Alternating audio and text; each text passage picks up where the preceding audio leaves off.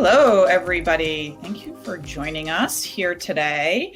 We are talking about the coming, already happening EV revolution, what that means for all of us and our relationship to our utilities and our utilities relationship to us. And to unpack that, we have Justin Segall with us here today. He's the Chief Strategy Officer at Uplight, and then Amy Atchley, and she's a Senior Lead for EV Equity at Austin Energy. Right now, EVs are less than 1% of global light-duty vehicle sales, I think 2% here in the US, and yet in 2020, Consumer Reports found more than 70% are somewhat to very interested in an EV being their next car. So that's a pretty big gap to get across. And so, I think, Amy, I'd like to start with you. You're in Austin Energy.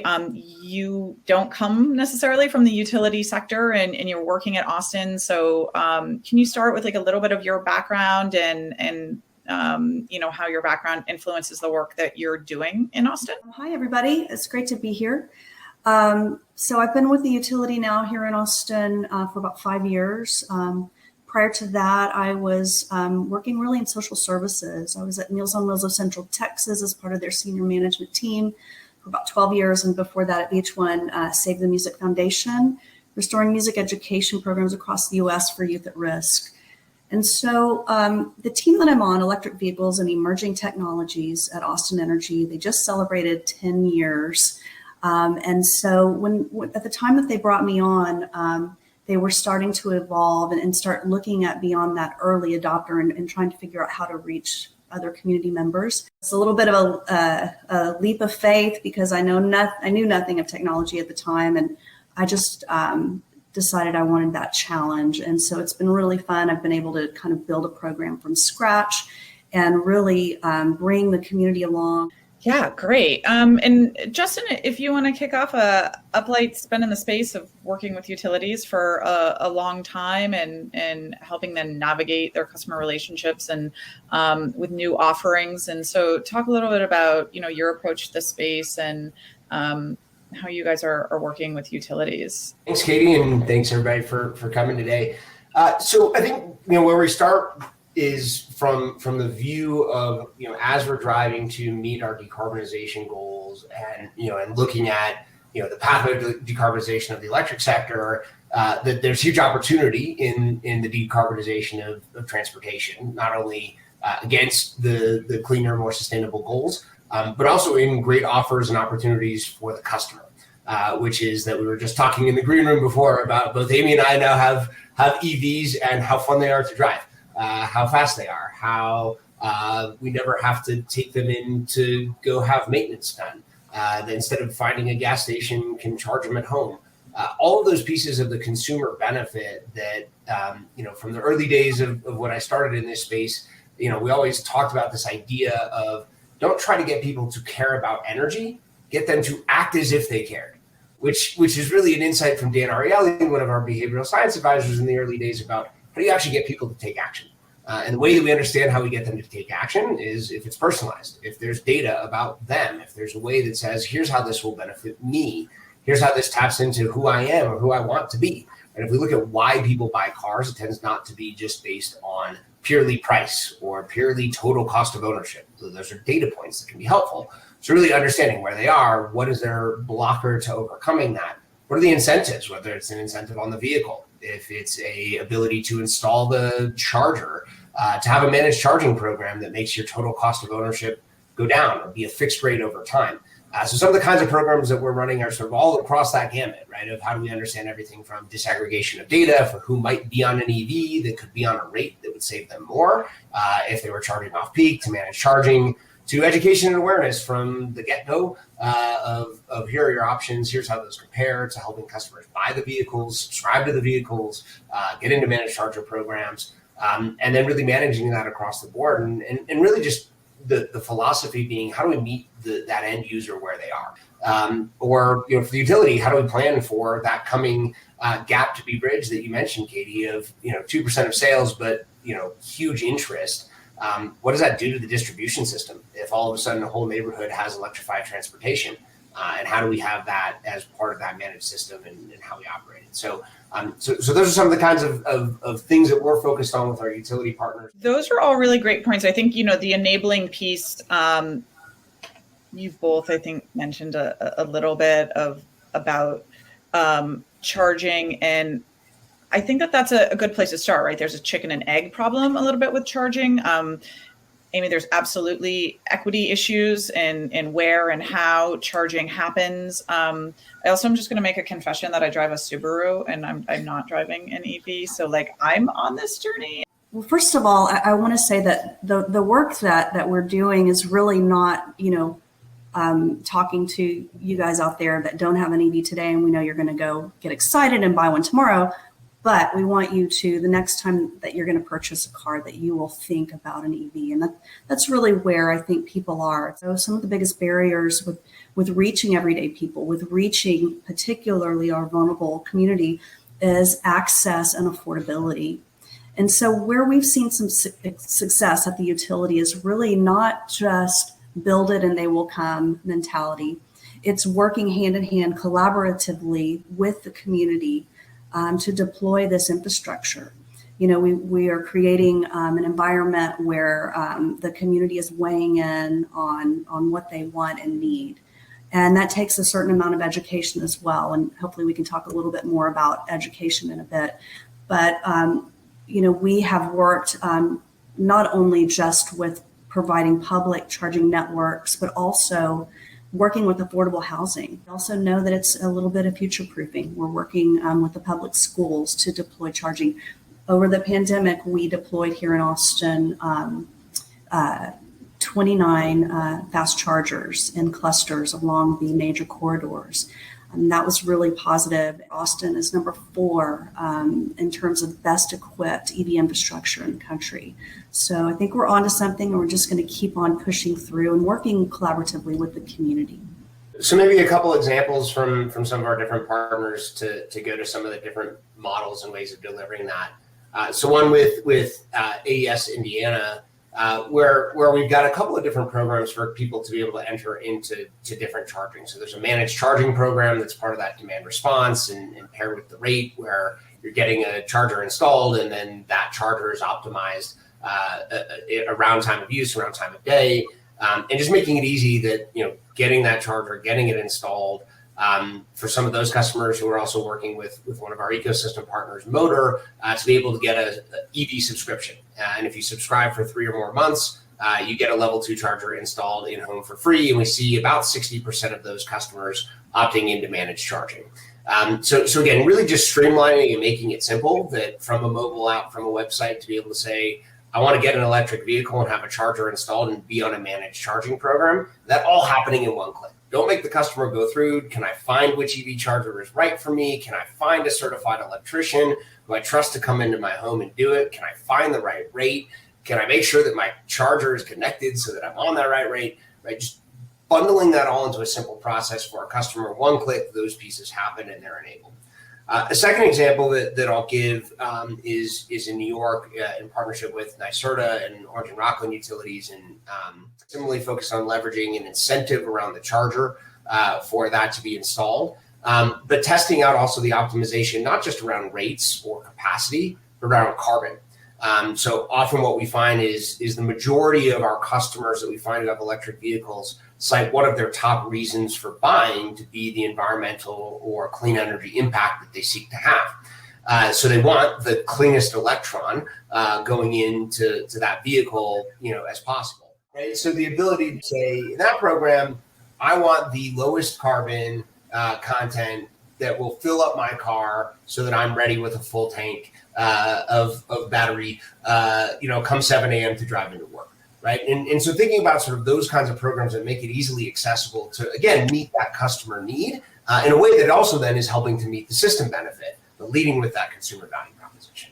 I'd like to add to that as well around sort of, lightening that carbon footprint. And one of the things that we've done in Austin is with our public charging network, we have a program that's called Plug In Everywhere. And for $4.17 a month, people can subscribe and have unlimited access to those chargers.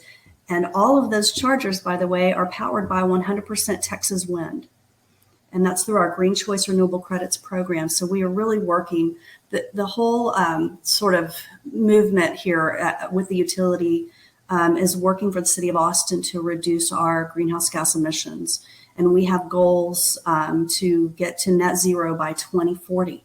And what that means in terms of transportation electrification is that 40% of all miles traveled in Austin will need to be electric by 2030. And this is a new goal that was just launched about a month ago called the Austin Climate Equity Plan.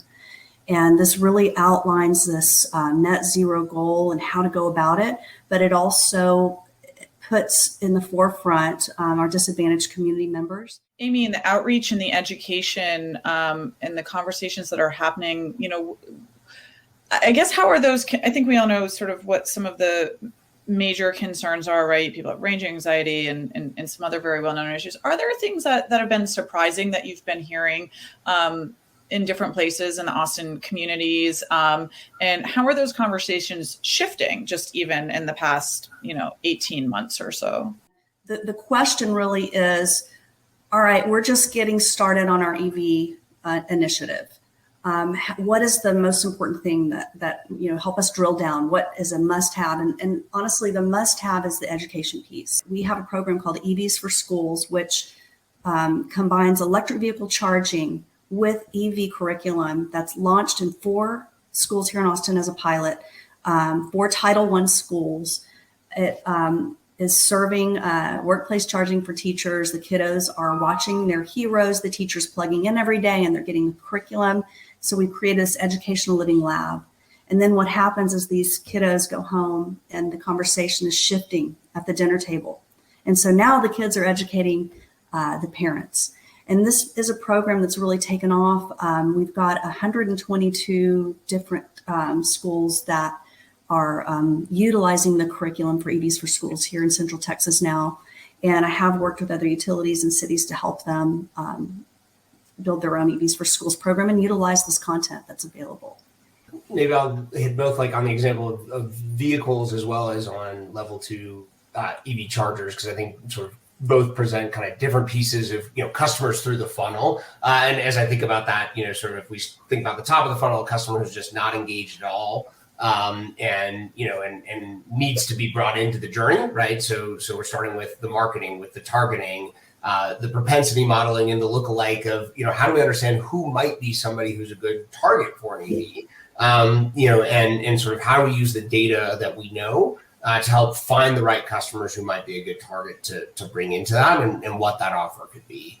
Through to then that education, we have tens of thousands of people who come through our EVs advisor tools, and we see what is it that they're selecting, right? So we do a Q&A kind of thing to try to understand what is it that actually drives somebody to buy, because range anxiety may not be your issue. You may look at it and go, I know that there's a charger at my office and I'd be fine to charge it in my house and I live 4 miles away. So I'm not worried. Somebody else may be very worried. So thinking about sort of bringing customers through that journey, both as they think about coming into a vehicle, but also on a charger. As you look at EV chargers, we see that where a utility has an incentive on that EV charger, that the conversion rate of people buying electric vehicle chargers, level 2, is 3.5 times higher than when they're not incentivized.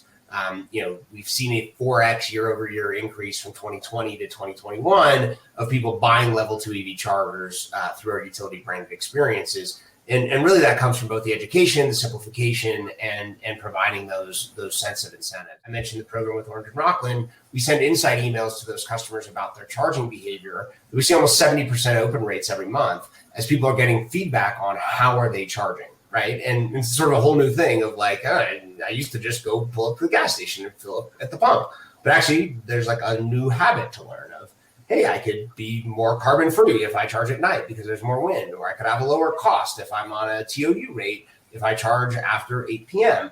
And just helping to educate that behavior with data, with feedback, with those personalized insights. There's an issue of acceleration that some utilities do better than others, and some would argue that utilities are hardly known for their levels of innovation and acceleration compared to many other industries, right? And so Amy, you're sitting there at Austin Energy. Like, what does that look like in your world to both get it right that, everybody is being brought along, and then Justin as well, I guess, from your perspective, how do you see that the issue of accelerating, at this time while still getting it right? There's no time for like piloting this to death and missteps, right? I think with our team, we're a little bit unique, and we function a little bit like a startup, and we were put in place really to address the climate impacts, and we were also put in place to work on innovation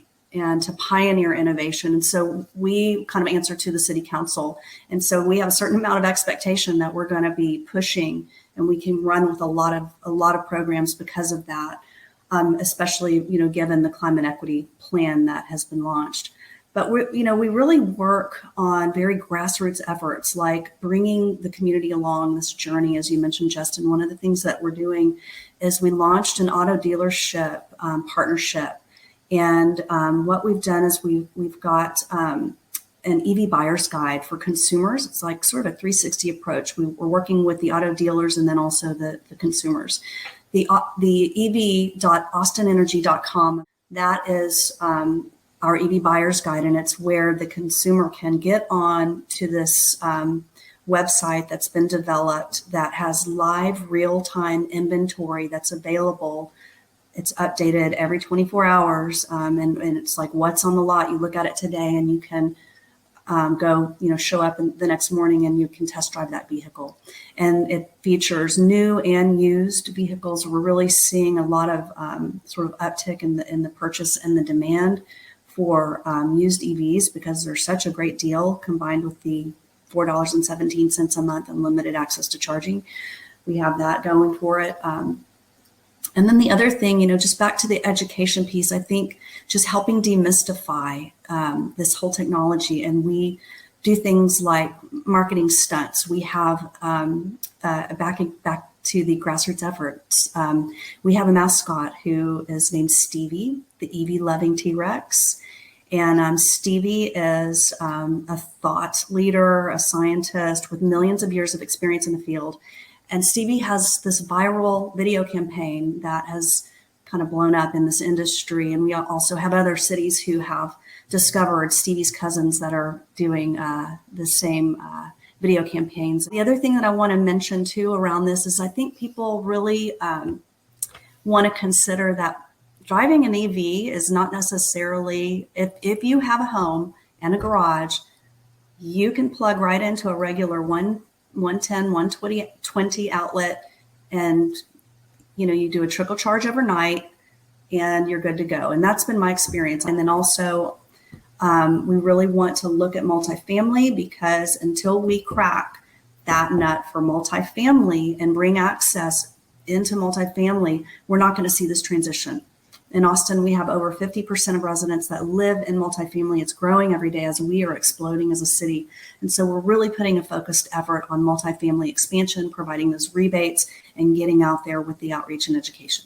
So to your question, Katie, on the sort of need for acceleration and maybe some of the levers of acceleration, if we look at the current adoption rates from about 1.6 million EVs on the roads today in the US to 19 million on the roads by 2030, if we really want to get to our decarbonization targets, that some more analysis suggests we need at least 70 million, right? If we want to be electric by 2030, if we want to get to these decarbonization goals, as we look at the accelerated rate of decarbonization of the electric system, that as transportation continues to be the biggest piece, that there's a step change needed in the scale of that adoption. Right now, there's about $2.3 billion of investment pending regulatory approval from utilities.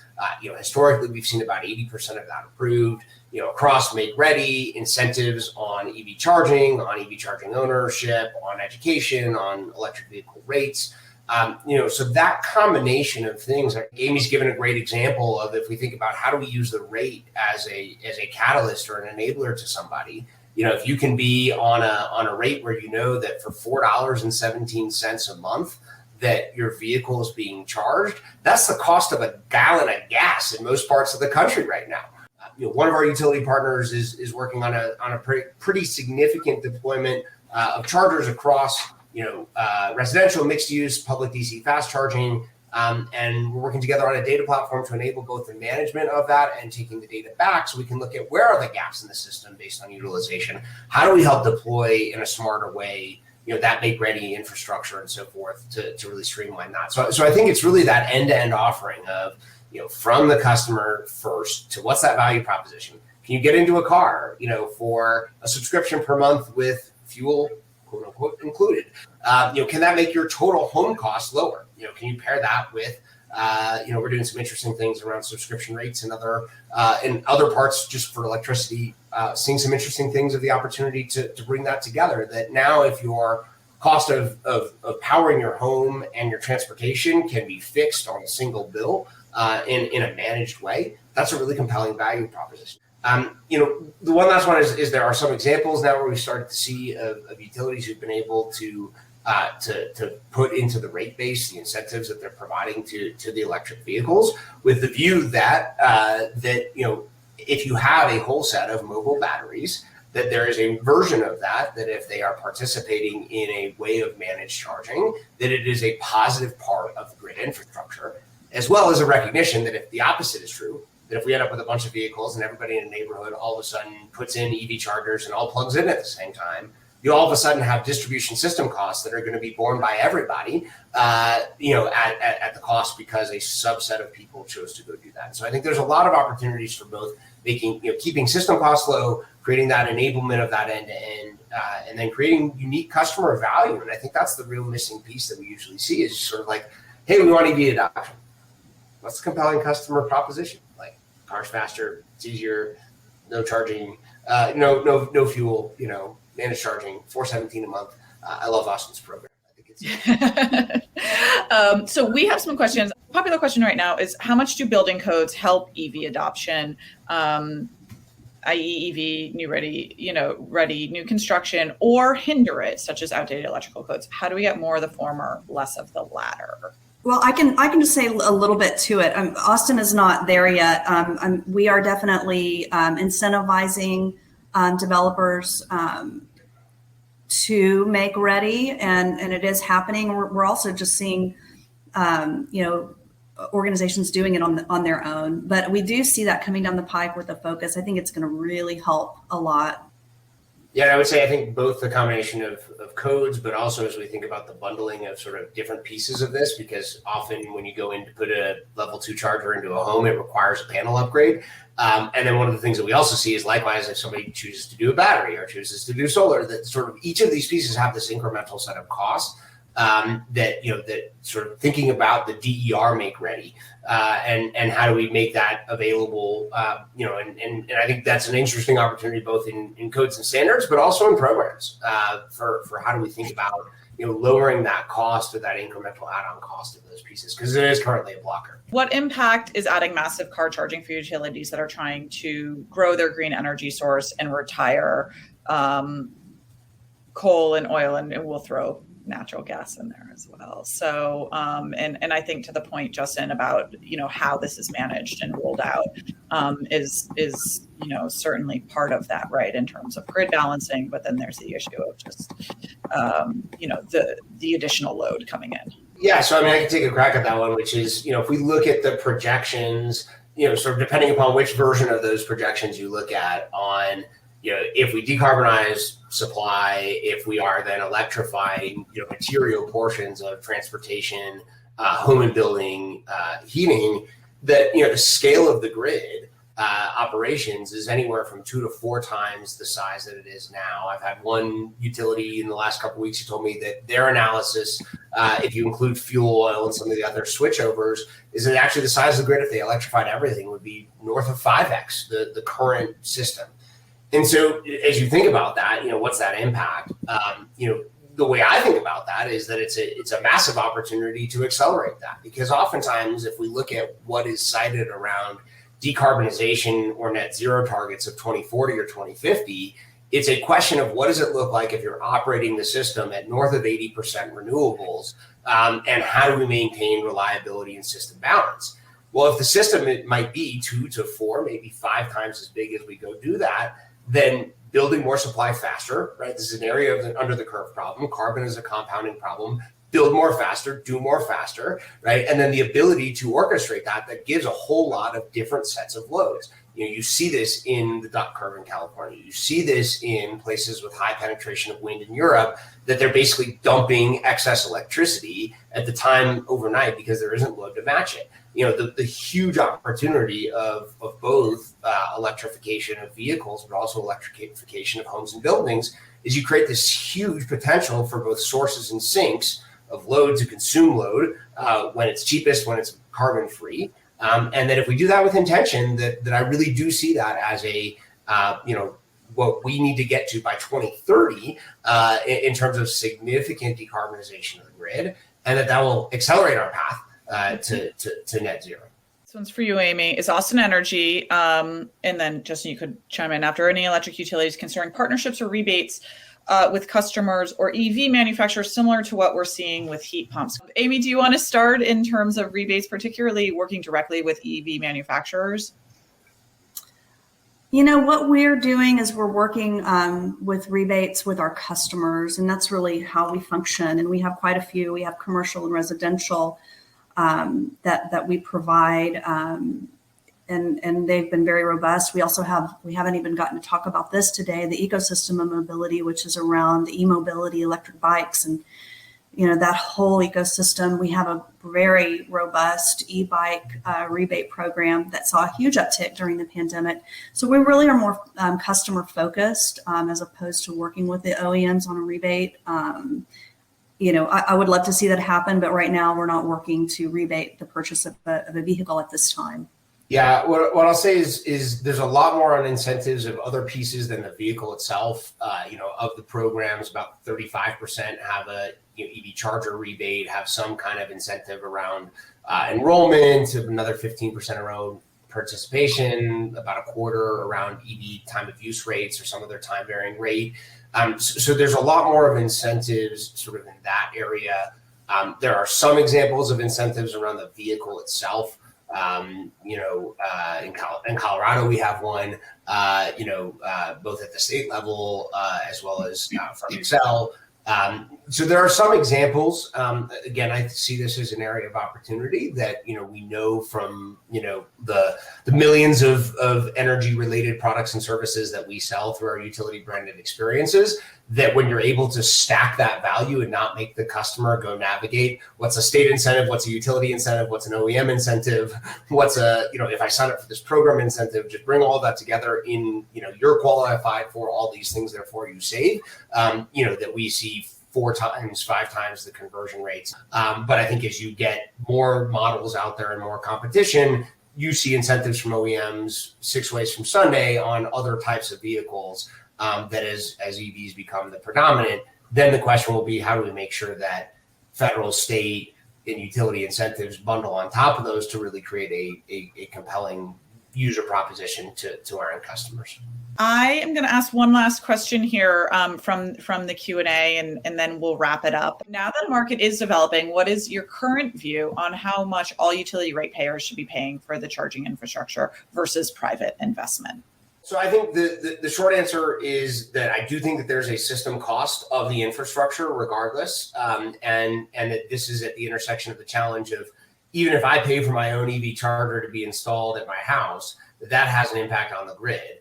That there is inherently a system cost to the shifting of massive new sources of load in multiple places. So I think that there's, regardless of that question, there's an inherent piece that there's a system cost, but also a potential system benefit.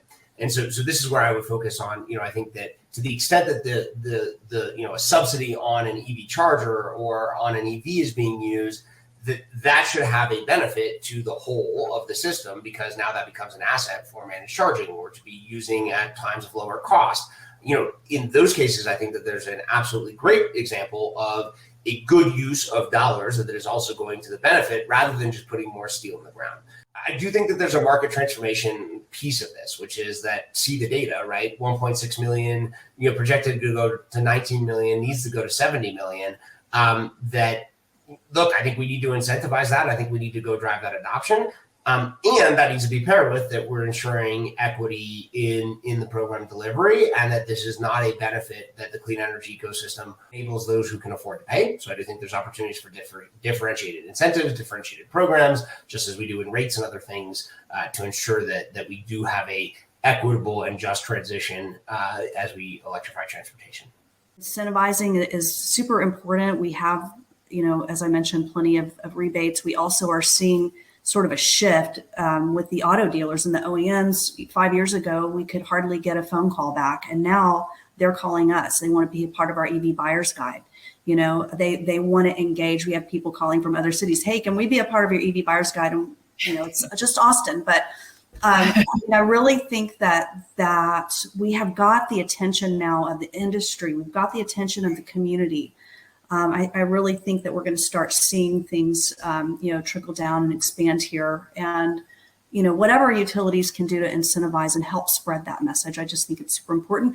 It is going to be absolutely 100%, one of the biggest revenue generators for the utility of the 21st century. So the way Austin Energy works, we are a public power.